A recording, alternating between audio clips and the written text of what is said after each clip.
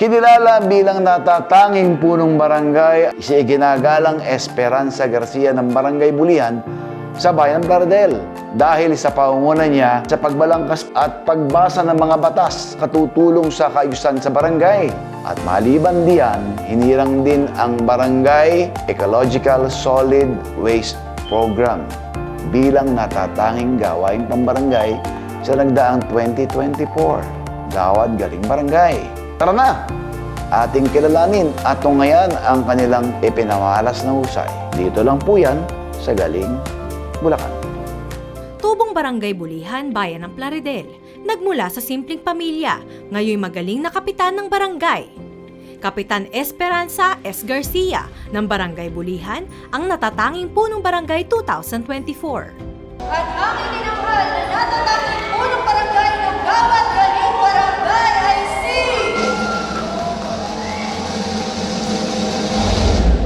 iginagalang Esperanza S. Garcia ng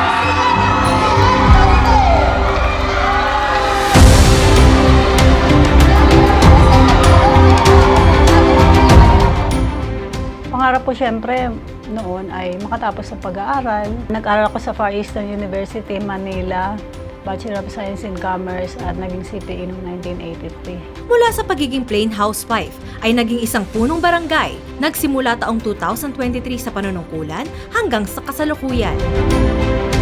May nagsabi lang, alam mo ba kung hindi mo gagawin, ay kasalanan din. Kung may magagawa ka, hindi mo gagawin. Binigyang pansin niya ang infrastruktura na isa sa naging dahilan ng pag-unlad ng Barangay Bulihan.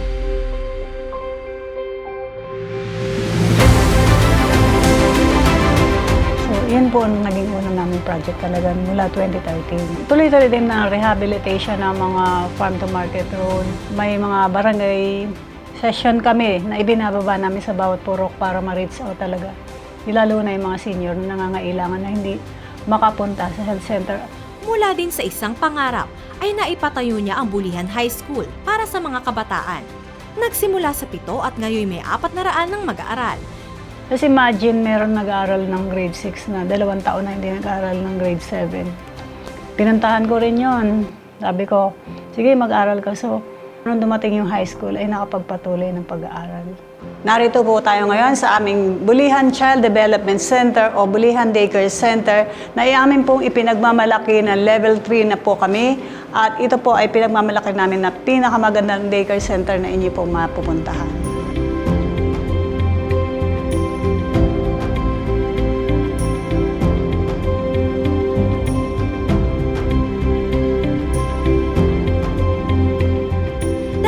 Dedikasyon at galing sa pamumuno, sinimulan niya ang kanyang proyektong Barangay Ecological Solid Waste Management Program, kung saan ito ay nagkamit ng parangal bilang natatanging gawaing pangbarangay sa ginanap na Gawad Galing Barangay 2024. Plastic bottles, balat ng chichirya, lumang gulong, bote ng alak, lahat ng inaakala nating basura ay may pakinabang pala. Actually, hindi namin inspiration kundi mission na mabawasan talaga ang basura. Ito ay ang proyektong nakatuon sa maayos na pamamahala ng mga basura sa kanilang barangay.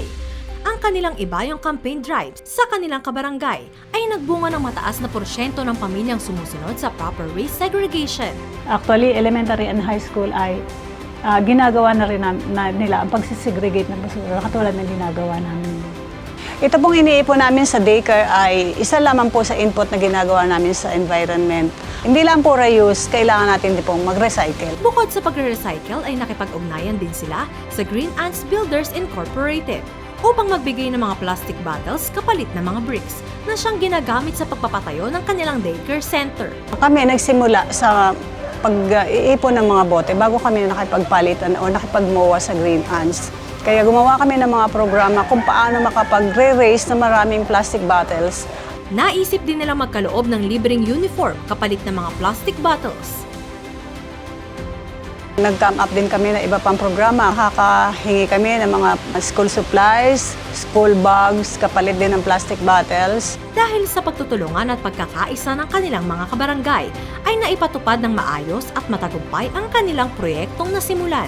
Ito pong makagulong na ito kasi ay hindi po tinatanggap sa MRF. Wala po tayong mapaglagyan ko kaya ginawan po natin ang paraan kung paano natin mapapakinabangan yung mga gulong na hindi po natin malaman kung saan po natin ilalagay.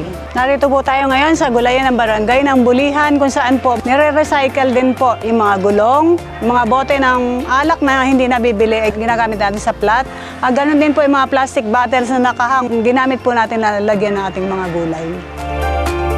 Ang kanilang Ecological Solid Waste Program ay patunay na sa simpleng hakbang, malaki ang pwedeng maitulong sa kalikasan.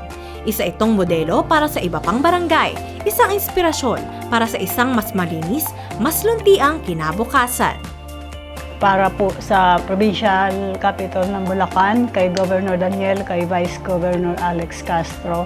Sa lahat po ng staff ng GGD at sa lahat po ng kasama ko ngayon, maraming salamat po sa pag-appreciate ng kung ano po yung mga ginagawa namin sa barangay. Asahan niyo po patuloy namin itong gagawin. Si Ginang Esperanza S. Garcia, isang mabuting ehemplo na dapat tularan.